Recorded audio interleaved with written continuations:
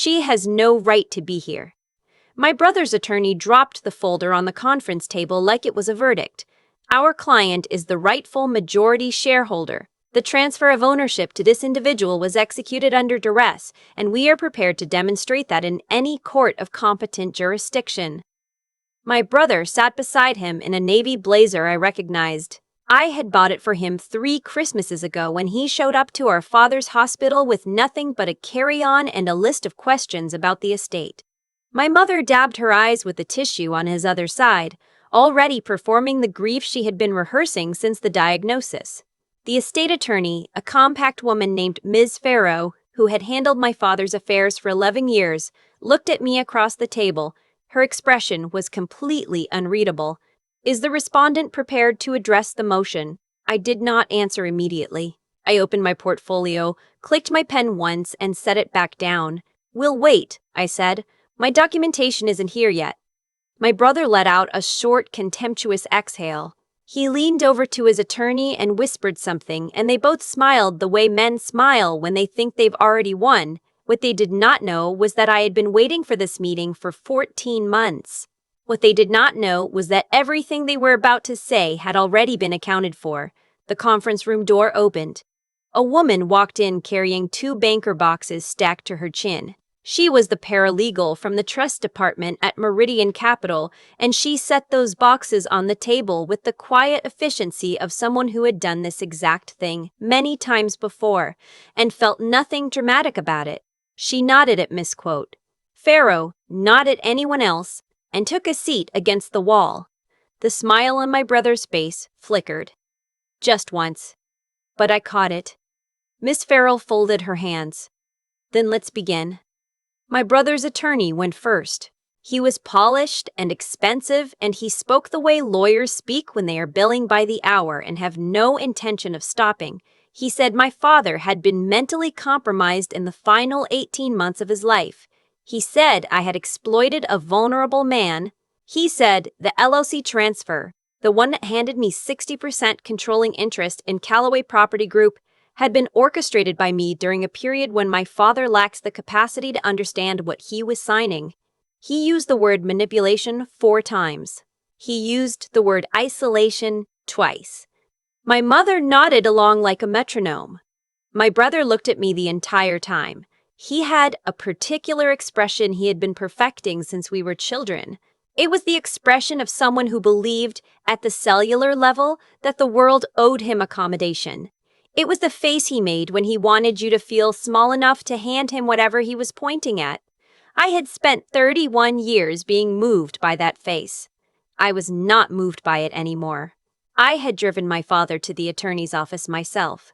I had sat in the lobby with a cold cup of coffee while he spent 2 hours going over every line of that transfer document. I knew exactly what was in Miss Farrow's files. I knew because I had helped build those files, one careful decision at a time, over the course of 3 years while my brother was in Scottsdale refinancing his lifestyle. Miss Farrow looked at me. Would you like to respond now? I looked at the paralegal against the wall. She gave me a small nod. Yes, I said, I would. Before I could speak, my brother cut in. He had stopped pretending to let his lawyer handle it. You knew what you were doing, he said, his voice dropping into that low, controlled register he used when he wanted to sound reasonable while saying something ugly. Dad trusted you because you were there. That's all. Being present doesn't make you an heir. It makes you a caretaker. And caretakers don't get rewarded with companies. I looked at him for a moment. Then I opened the top folder in front of me. Let's talk about what caretakers get, I said. I want to tell you the part they left out of their motion. 3 years ago, when my father got his diagnosis, Callaway Property Group was in serious trouble. Not the dramatic, headline kind of trouble, the quiet, administrative kind, which is always worse. Contracts were being mismanaged. 2 of our property managers had left in the same quarter. We had a receivables gap that was threatening our line of credit and a partnership dispute with a contractor in the 4th District that had been sitting unresolved for 8 months because no one had the bandwidth to deal with it. My father was 67 years old, newly diagnosed with early-stage Parkinson's, and completely alone in it. My brother was not there. He had relocated to Arizona 4 years prior with his wife in a business plan that my father had funded to the tune of $220,000. The plan was a boutique real estate development firm. The firm produced one completed project, a duplex that sold at a loss and then dissolved. The $220,000 dissolved with it. My brother had never mentioned repaying it. My father had never asked him to. That was the dynamic. That was how it had always worked. I was living in Chicago then, managing commercial accounts for a mid-sized property firm. I was 38 days away from a promotion that would have meant a salary increase and a move to the downtown office. I got on a plane instead. I told myself it was temporary, 6 months, maybe 8, just until my father could hire someone capable to step in. What I did not account for was how far behind things had gotten, or how much of the institutional knowledge about Callaway lived only in my father's head, or how many of our long-term vendors had been operating on relationship and trust that would not transfer to a stranger. So I stayed. The 6 months became a year. The year became 2. I renegotiated the contractor dispute and recovered $64,000 in disputed fees. I rebuilt the property management team from scratch. I moved the receivables process into a system that could actually be tracked. When my father had a bad week, which happened more frequently as the months went on, I ran the Monday calls. I sat with the accountant. I approved the vendor invoices. I signed the correspondence. My brother called every few weeks, sometimes every few months. The calls were never about the business. They were always about money. Could Dad float him a short-term loan? Was there any liquidity in the Riverside property? He'd heard commercial values were up. Was Dad thinking about selling anything? I started taking messages. I stopped passing them along. Not because I was hiding anything from my father, because every single time my brother called, my father got off the phone looking like something had been taken from him. The LLC transfer happened 14 months before my father died. He brought it up himself. We were sitting in his office on a Tuesday afternoon, going over the quarterly reports, and he closed the folder and looked at me and said, "I want to get this done while I can still do it right." I did not ask what he meant. I already knew. He had been watching his own decline with the same precise, unsentimental attention he had given to everything in his life. He was not confused. He was not coerced. He was a man who had built something real and wanted it to survive him, and he had looked around and made a decision about who was actually capable of carrying it. He scheduled the appointment with Ms. Farrell himself. He drove himself to the first consultation. I drove him to the second because his tremor had worsened and his neurologist had quietly suggested he reconsider getting behind the wheel. The signing happened on a Thursday morning. Afterward, we went to the diner on Clement Street and he had a grilled cheese and told me about the first property he ever purchased, a fourplex in the Richmond district in 1987, and how terrified he was writing that check. He was completely lucid. He was completely himself. He laughed twice. I remember because I was counting. My brother did not come to visit that month, or the month after. He came for Thanksgiving, 5 weeks after the transfer, and by then everything was signed and recorded and filed. He spent most of the visit asking my father about the marine property and whether the commercial lease was up for renewal. My father told him the business was handled.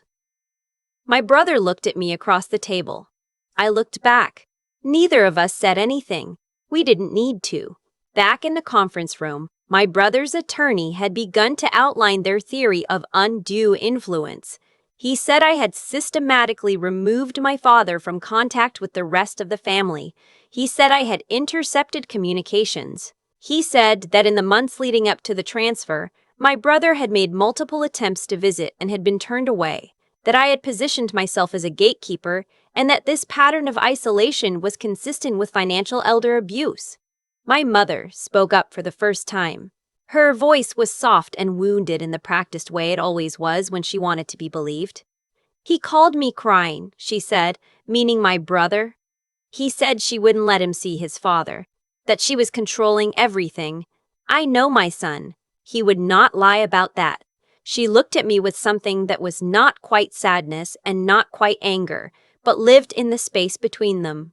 It was the look of a woman who had spent decades choosing the easier child and had become too committed to the choice to examine it. I remembered a specific Sunday in February, 14 months before my father died. It was raining. I was making soup in the kitchen, and my father was in the living room in his chair with the television on low. My brother showed up unannounced. He had not called, he had not texted. He arrived at 7 in the evening with his wife and with the particular energy of someone who has been drinking since afternoon and decided that momentum was a substitute for planning. He wanted to talk about the Marin property.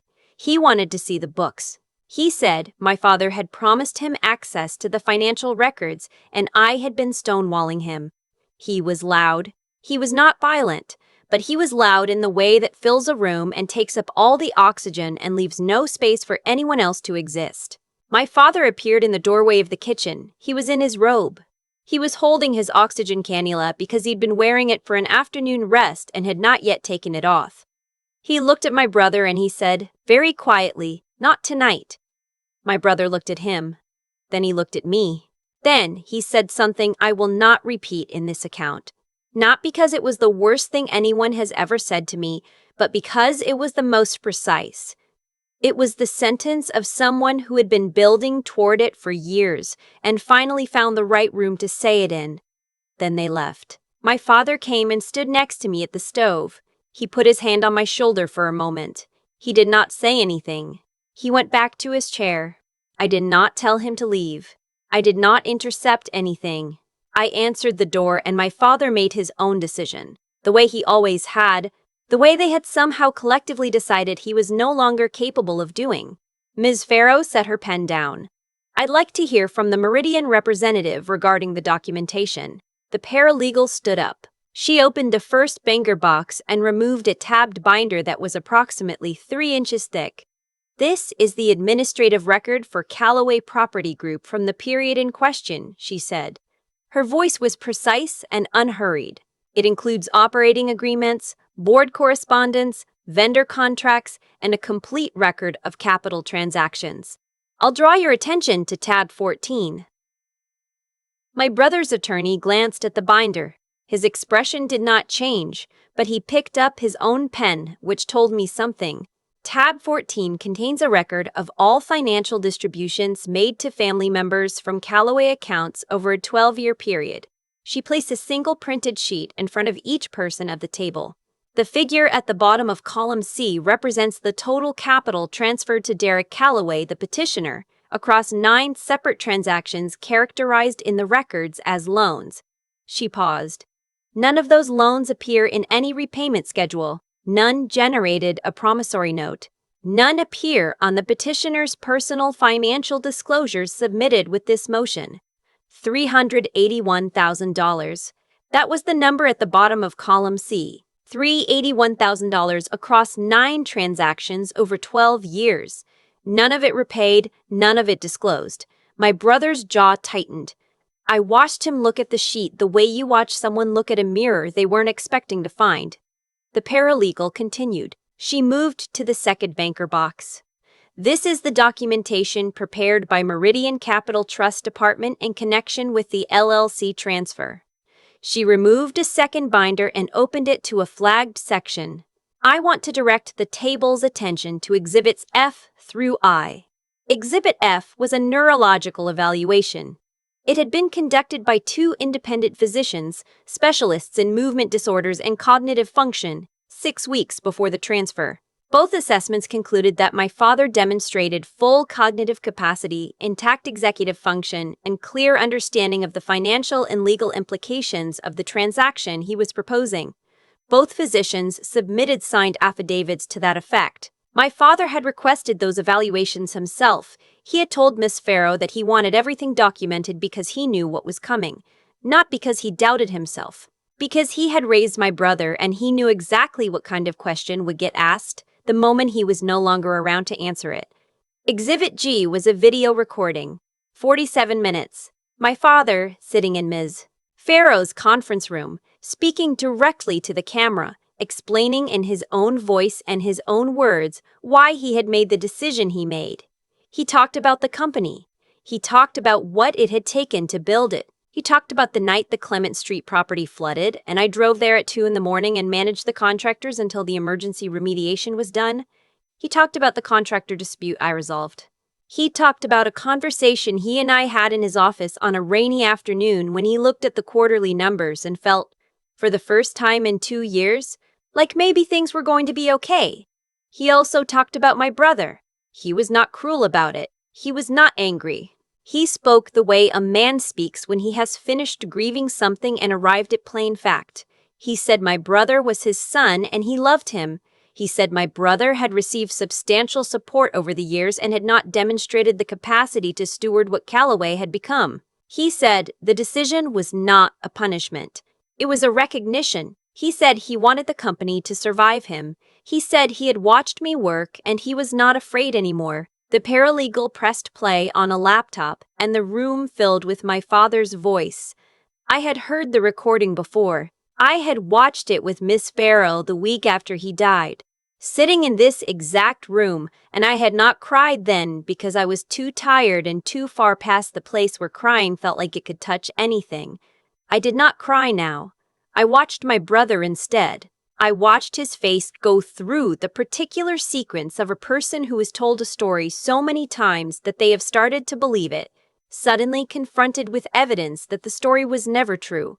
He did not look angry. He looked small. It was the first time in my adult life that I had seen him look small and felt nothing about it. Not satisfaction, not sorrow, not the residual pull of wanting to fix it for him. Just the clean, weightless absence of a burden I had not known I was still carrying. The recording ended. The room was quiet for a moment. My brother's attorney cleared his throat. We would request a brief recess to consult with our client. We're not taking a recess, Miss Roan, Farrow said, with the flat certainty of someone who has heard this request many times and learned to treat it as information rather than an inconvenience. You filed a motion alleging incapacity and undue influence. You are currently in the presence of documented evidence directly contradicting both claims. If you have additional material to present, now is the time. My brother leaned forward. He was not talking through his attorney anymore. You isolated him, he said. He was pointing at me, and his voice had the raw, unpolished quality it got when he was out of strategy and down to instinct. You were there every day and we weren't, and you used that. You know you did. He looked at my mother, looking for confirmation, and she gave it to him, a small reflexive nod that she had been giving him his entire life. He was sick. He was on medication. He was not the same person he was before. And you handed him a pen and you pointed to a line, and that is not what a daughter does. That is what a thief does. I looked at him for a long moment. When did you call him last? I said. Before the transfer, before the diagnosis. When was the last time you called him just to talk? He opened his mouth, closed it. The paralegal, without being asked, placed a single document in the center of the table. It was a call log. 12 months of my father's cell phone records, the period immediately preceding the transfer. Outgoing calls to my brother's number, 11. Average duration, 4 minutes, 30 seconds. Incoming calls from my brother's number in the same period, 3. The 3 incoming calls had all occurred within the same 2-week window, the same 2 weeks that my father's accountant had sent the annual earnings summary showing Callaway had posted its best year in a decade. My mother made a sound that was not quite a word. She was looking at the call log. Her hands were folded in her lap, and I watched her knuckles whiten the way paper whitens when you fold it too hard. There was a moment when I was 26 and my father and I were still finding our way toward being honest with each other as adults, when he told me something that I had carried without quite knowing it. We were talking about my brother, about some version of the same disagreement we always had about my brother, and he said, "The problem with loving someone who only comes around when they need something is that you start planning for their arrival instead of living your life." He meant it as an observation. I think now he also meant it as a warning, and I think he knew, even then, that the warning was as much for himself as for me. I had spent years being the one who stayed, Not because I was asked to, not initially, but because I looked at what needed to be done and I could not make myself leave it undone. I answered the calls. I reviewed the contracts. I sat with the accountant and I drove to the properties and I managed the emergencies. And somewhere in the middle of all of that, I had made a quiet peace with the fact that staying was its own kind of inheritance. That the work itself, the understanding of what Callaway was and what it could be, was something no transfer document could manufacture and no court motion could take away. But I had also learned, in the years of watching my father's business and watching my brother from a distance, that generosity without documentation is just a story someone else gets to tell. My father had known that too. That was why he kept records. That was why he asked for those evaluations. That was why he sat in front of a camera for 47 minutes and explained himself in his own voice to a future audience he would never meet. He was not protecting himself. He was protecting me. He had understood, before I fully did, that the moment he was gone, everything I had done would be reframed as something I had taken. So he made sure there was a version of events that could speak for itself. Miss Farrow placed a printed summary in front of my brother's attorney. Given the documentation presented today, she said, the motion as filed is unsupported. The capacity evaluations predate the transfer by 6 weeks and were conducted independently at the decedent's request. The video statement directly addresses the petitioner's claim of undue influence and is dated and witnessed. The call records contradict the isolation allegation on their face. She paused. Additionally, the undisclosed capital advances create a material complication for the petitioner's standing, as those distributions were not reported in the estate inventory submitted with the original motion. That discrepancy will need to be addressed. My brother's attorney was not writing anything down anymore. He was looking at the binders with the expression of a man revising a calculation in real time. "We're prepared to withdraw the motion," he said quietly. "The motion has been entered into the administrative record," Ms. Farrow replied with the same flat certainty. "Withdrawal does not remove it. The estate will be pursuing recovery of the outstanding capital advances through the probate process, and the misrepresentation in the original filing has been flagged for the probate court's attention." My brother stood up. "I do not think he intended to. I think his body just decided it needed to be vertical." He looked at me and for a second I saw what was underneath the expression he had been wearing his whole life. It was not malice exactly. It was the exhausted desperation of someone who had never learned to build anything and had spent decades hoping there would always be someone else's foundation to stand on. I understood it. I had lived close enough to it long enough to understand it. Understanding it did not mean I owed him anything. "I told you to get involved," I said. Not loudly. There was no reason to be loud. Every time Dad had a hard quarter, I told you. Every time there was a decision that needed more than one person, I told you. You said it was handled. You said you trusted me to manage it. I looked at my mother. Both of you did. And now that it's worth something, now that there's something real to have, suddenly I manipulated a dying man. I picked up my portfolio. If the business had failed, you would have let me carry it alone. I know you would have, because you already did for 3 years and neither of you called once to ask if I needed anything. My mother started to speak. I shook my head, not unkindly. "I'm not angry," I said. And I meant it. It was the strangest part of the whole day that after everything I was not angry. I was finished. There is a difference. Anger means you are still hoping someone will understand. Finished means you have accepted that they won't and you have decided it doesn't change anything. I thanked Ms. Farrow. I shook hands with the paralegal, who had single-handedly carried 2 banker boxes across a lobby without spilling anything, and then quietly dismantled a fraudulent legal claim and deserved more acknowledgement than she was probably going to get. I collected my portfolio and my coat. My brother was still standing. He was watching me with an expression I could not name, something that might have been the beginning of something he had never let himself feel. I did not wait to see if it resolved into anything. I walked out of the conference room and down the corridor and pushed through the heavy glass door into the afternoon. The light was that particular San Francisco gray that sits between overcast and almost bright, the kind that makes everything look slightly more considered than it actually is. I stood on the sidewalk for a minute and breathed. I thought about my father. I thought about the diner on Clement Street and the grilled cheese and the story about the fourplex in 1987, about how terrified he had been and how he had written the check anyway because he believed in the thing he was building. I thought about what it means to believe in something enough to protect it, not just while you're alive, but after, to make sure the record exists, to make sure the record speaks. 3 weeks later, Miss Mine.